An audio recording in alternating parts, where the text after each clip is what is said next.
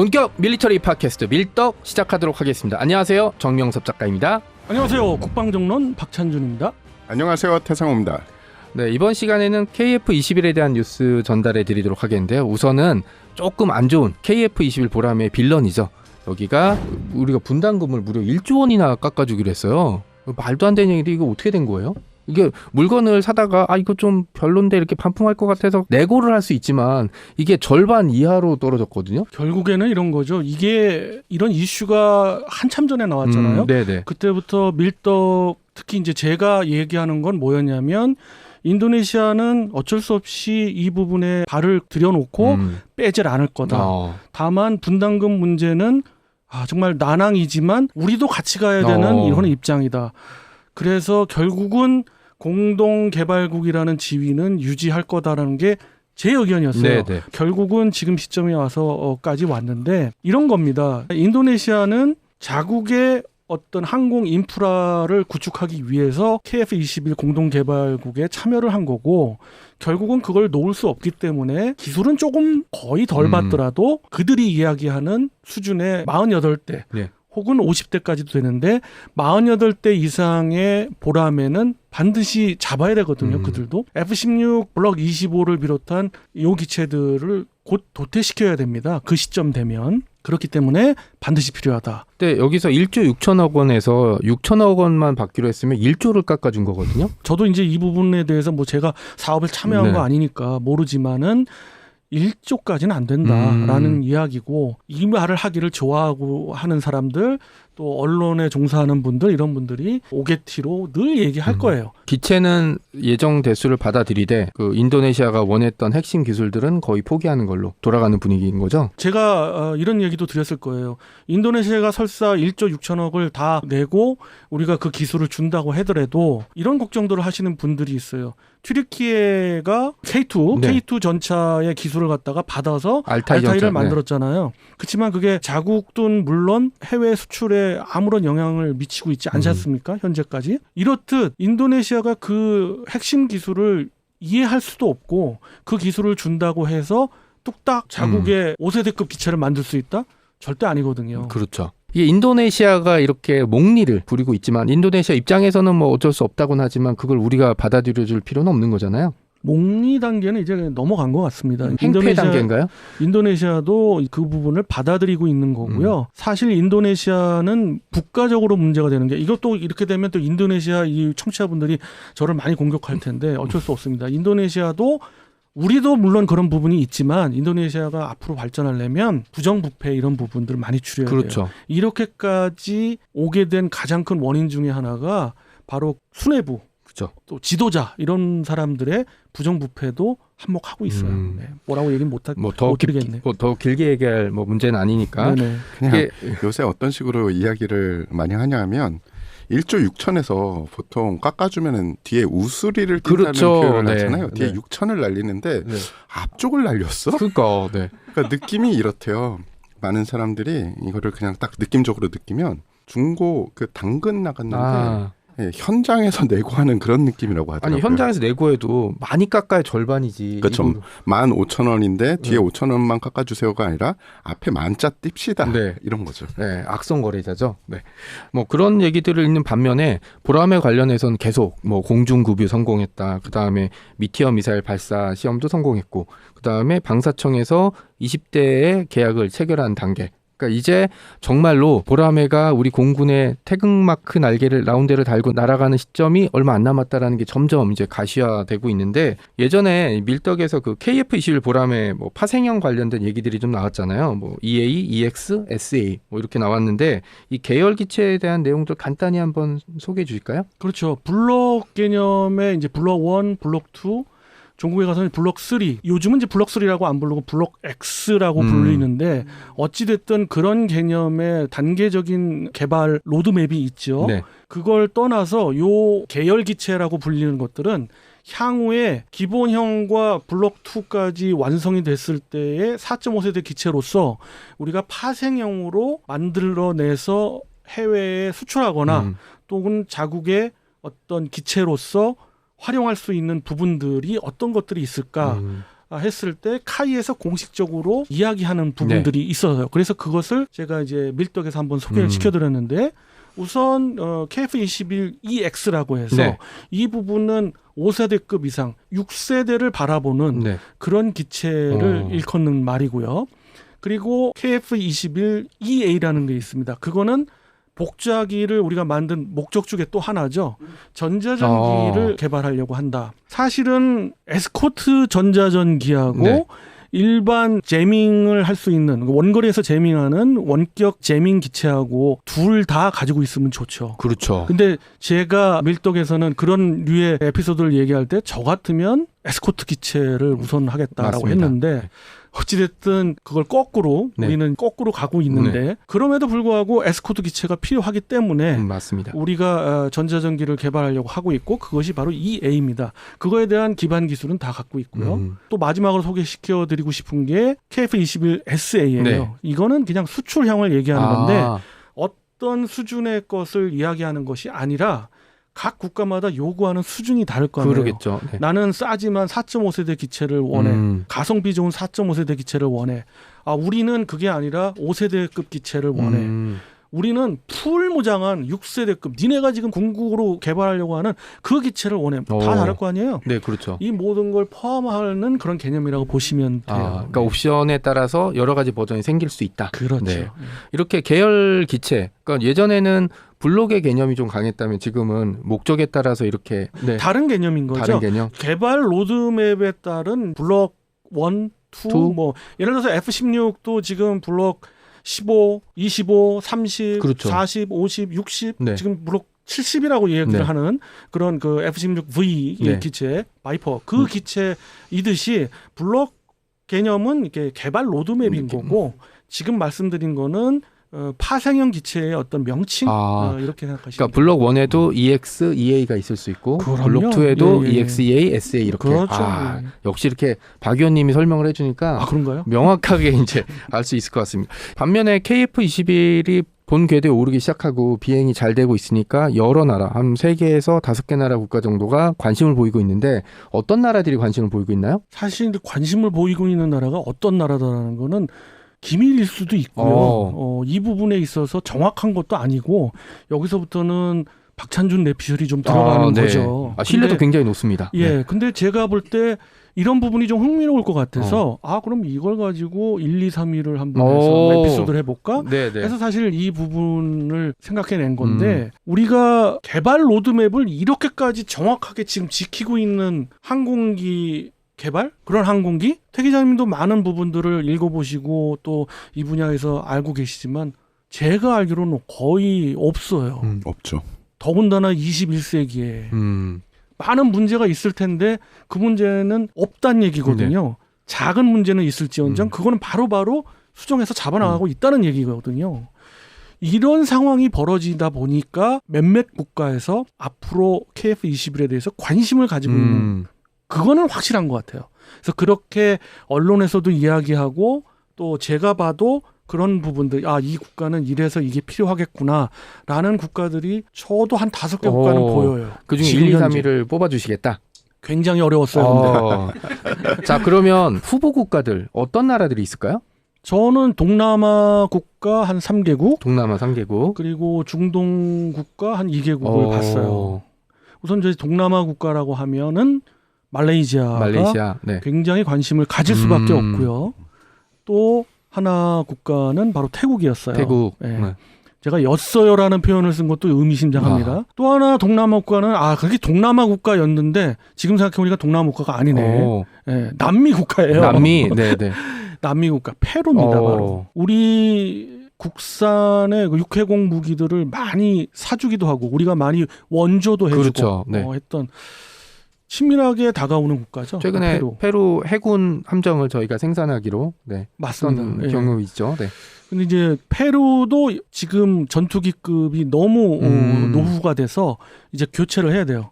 미그 29도 교체해야 되고 그렇기 때문에 페루도 상당히 원하고 있는 걸로 알고 있고요. 중동 국가는 사우디아라비아입니다. 맹주 사우디아라비아고 또 하나의 국가라고 하면은 사우디아라비아하고 항상 같이 가는 돈이면 돈, 뭐면 뭐 그냥 어떻게 보면 라이벌은 아닌데 네. 항상 같이 가려고 하는 네. 네. 바로 아랍에미레이트, UAE. 예, 네. 요 국가들 이렇게 5개 국가들이 지금 현재로서는 관심을 보이는 걸로 알려져 있죠. 예. 블록 2에서 3가 실제로 만들어지면은 수출 협상이라든지 여러 가지 관심을 보일 국가들이라 이 말씀이신 거죠? 맞습니다. 예. 혹시 요 나라 말고 또 다른 나라가 관심을 기울일 것 같은 나라 있습니까, 태 기자님? 아니요. 일단은 말씀하신 이 국가들이 지금 많이 이야기가 나오고 있는 네. 그런 국가들이고 한간에는 그런 얘기하죠. 국기 색깔을 뒤집어야 된다. 뭐 네. 이런 얘기가 있는데 네. 그 가능성이 그렇게 높지는 않은 것 같고요. 예. 최근에 그리고 필리핀에서 관심을 보인 건 있긴 한데 요거는 아직 실기체가 나온 상태가 아니라서 뭐 여러 가지 논의를 또 해봐야 될 것 같죠. 그렇죠. 이제 뭐 그 외의 국가들 하면은 이제 필리핀 이야기도 네. 하셨지만은 필리핀은 제가 볼 때는 KF-22를 살 정도의 수준이 안 되는 것 같고요. 그리고 폴란드 얘기도 하시는 것 같은데 폴란드도 후보는 후보지만은 이가 얘기하는 후보는 당장 2030년대 가기 전에 입지를 할 수 있는 그런 국가를 얘기하는데 폴란드는 좀 더 있어야 돼요. 그들의 공군력의 로드맵을 보니까 네. 좀 더 있어야 되고 물론 관심은 있는 국가고요. 그러니까 이 공동개발국인 인도네시아를 제외한다면 네. 이 5개 국가가 수출형 KF-22를 SA. 네. 살 수 있는 또는 도입할 수 있는 가능성이 큰 국가고 이 국가 중에서 탑 3. 3개를 한번 뽑으려니까 네. 머리가 아파지더라고요. 그렇죠. 왜냐면 이거 박제될 수 있으니까. 네. 자, 그럼 박 의원님 뇌피셜 탑 3 중에 3위 먼저 꼽아보겠습니다. 사실 사우디아라비아가 사우디아라비아. 언론 플레이를 지금 하고 있지만 네. 그들 입장에서의 가장 관심을 갖고 있는 기체 중에 하나가 KF-21인 건 확실한 것 같습니다. 사우디라는 국가가 우리와 그렇게 친숙하지 않아서 좀 의외라는 반응이 좀 나올 수가 있네요. 사우디아라비아는 지금 390대 이상의 전투기를 운영하고 있는데요. 물론 가동률은 조금 떨어지지만 근데 F-15 계열이 상당히 많습니다. 근데 F-15 계열은 F-15EX에 준하는 업그레이드를 지금 하고 있고요. 뭐 그들은 돈이 많으니까 그렇죠. 네. 하고 있기 시작했기 때문에 그건 그대로 가는 거예요. 그럼 여기서 KF-21은 무엇 때문에 그러냐? 네. 결국 그럼에도 불구하고 모자랄 수 있는 것이 토네이도입니다. 토네이도 IDS, 그러니까 GR4 수준의 기체를 81대를 운영하고 있는데 이 기체의 후속 기체들로서 유럽의 뭐 카나드를 갖고 있는 삼형제 있잖아요. 그쵸, 네. 유로파이터, 타이푼하고 네. 라팔. 네. 그다음에 그 JAS 네. 39 네. 스웨덴 그리펜이죠. 전투기, 네. 그리펜 전투기인데 이 3총사들을 보기에는 사우디아라비아가 좀 아닌 거야.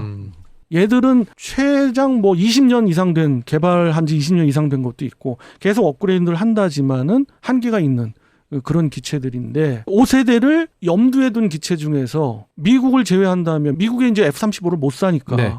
결국에는 KF-21을 생각을 안 할 수가 없고 SU-57도 생각을 했습니다만 지금 뭐 우크라이나 때문에 이 지경이 됐잖아요. 그리고 사우디 입장에서 주판을 두들겨 봤을 때 러시아 무기체계 들어왔다? 아무리 사우디가 아랍에미레이트처럼 여러 무기체계들을 도입하는 네. 그런 능력이 있고 그런 국가지만 좀 아니잖아요. 그렇죠. 그래서 봤을 때는 지금 현재로서 KF-21에 상당한 관심을 갖고 있고 언론 플레이를 잠시 뭐 돌아가면서 뭐 하고 있죠. 사내만에. 지금. 네, 그렇지만은 결국에는 KF-21을 살 것 같은 생각이 들어서 3위. 네. 그럼 2위는 어딘가요?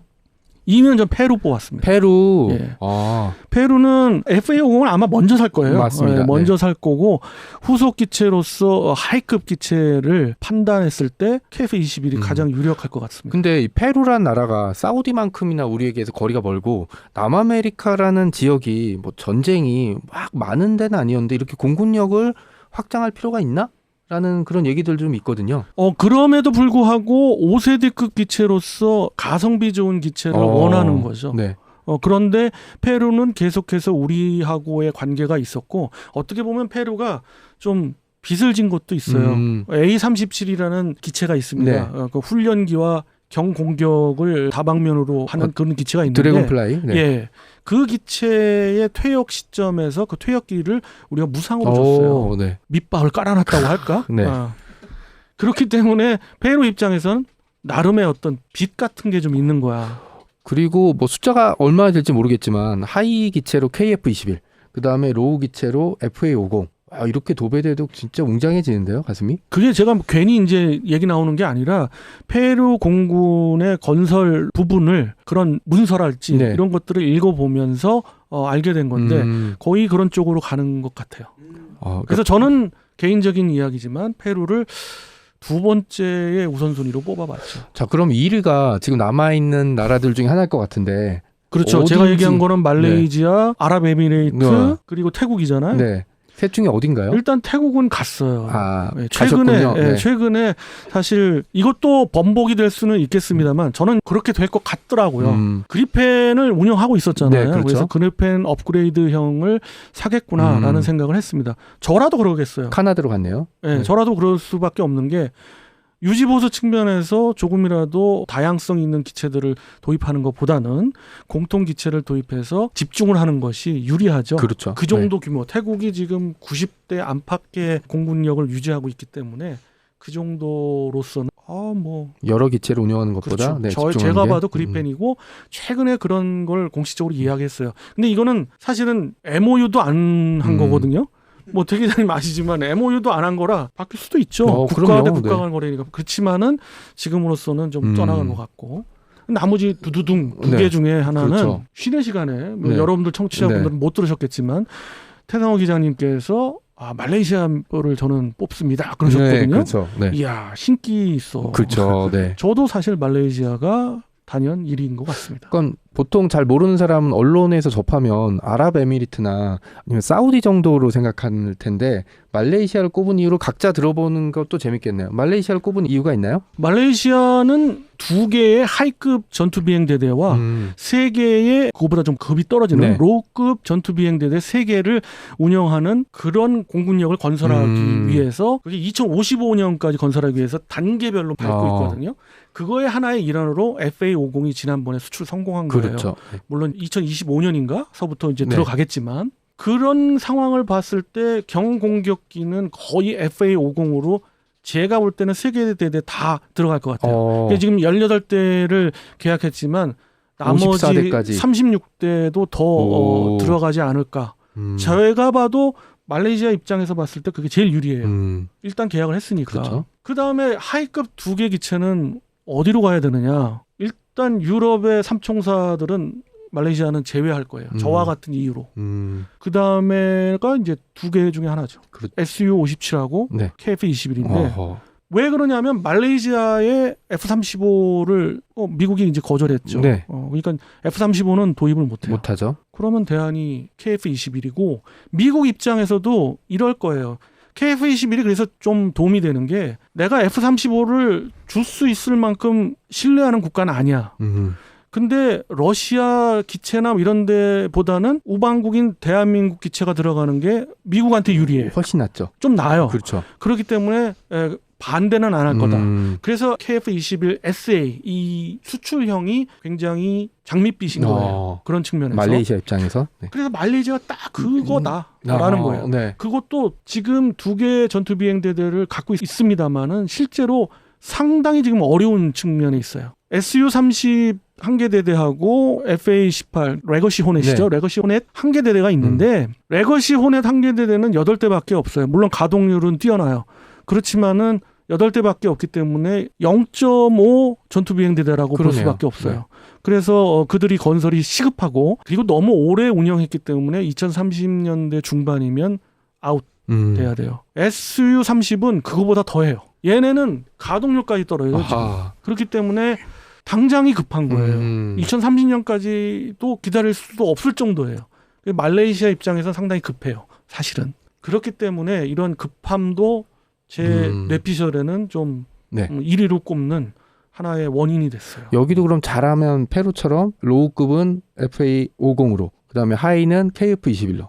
저는 그렇게 봅니다. 자, 이제 태 기자님한테도 좀 질문할 건데 말레이시아를 이제 쉬는 시간에 꼽으셨어요. 뭐 본인 공군이랑 친하다라고 얘기를 하셨는데 말레이시아를 꼽은 이유 뭔가요? 이 시점에서 제가 할 얘기가 없어요. 왜냐하면 벌써 의원님이 네. 정확하게 모든 면을 다 커버해 네. 주셨거든요. 가끔 얄미울 때 있죠. 아니 얄밉잖아요. 감사하지. 네. 네, 그쪽 내 분야가 아니니까 네. 그거를 완전히 커버해 주시면 저는 감사하죠. 왜냐하면 실수하면 어떡하지라고 그렇죠. 했는데 네. 벌써 얘기를 정확하게 다, 착 깔아주셨으니까. 그런데 말씀하신 거에서 제가 조금만 더 붙이면 FA50에 대해서 로우급이라고 많이 이야기를 하시는데 네네. 실제로 운영하신 분들은 로우급이 아니다. 이건 로우 미들급이다. 로우 미들. 네, 로우로 치기가 너무 아까운 점 아깝다. 네. 딱 하나의 문제는 F16보다 모든 면에서 조금씩 떨어지는 거잖아요. 네. 그 중에서도 제일 안타까운 거는 거리 자체. 항속거리. 예, 네. 항속 거리 자체가 너무 적다. 이 정도인데 그럼에도 불구하고 아니, 말레이시아에서 FA50을 운영을 하면은 분명히 생각보다 좋은데라는 평가를 받을 확률이 높대요. 조종사 분들의 의견에 의하면. 그래서 조종사 분들하고 항공에 대해서 잘 아시는 분들은 말레이시아에서 그렇게 한번 손맛을 보면 KF21로 넘어가기에 좋은 그림이 나오지 않겠냐라는 내피셜들도 많더라고요. 자, 이런 행복한 고민들을 좀 이제 해봤고요. KF21 수출령에 대한 여러 가지 얘기들을 나눠봤습니다. 다음에 또 중요한 정보들이 들어오면 전달해드리도록 하고 이번 시간은 여기서 마치도록 하겠습니다. 여러분 안녕히 계세요.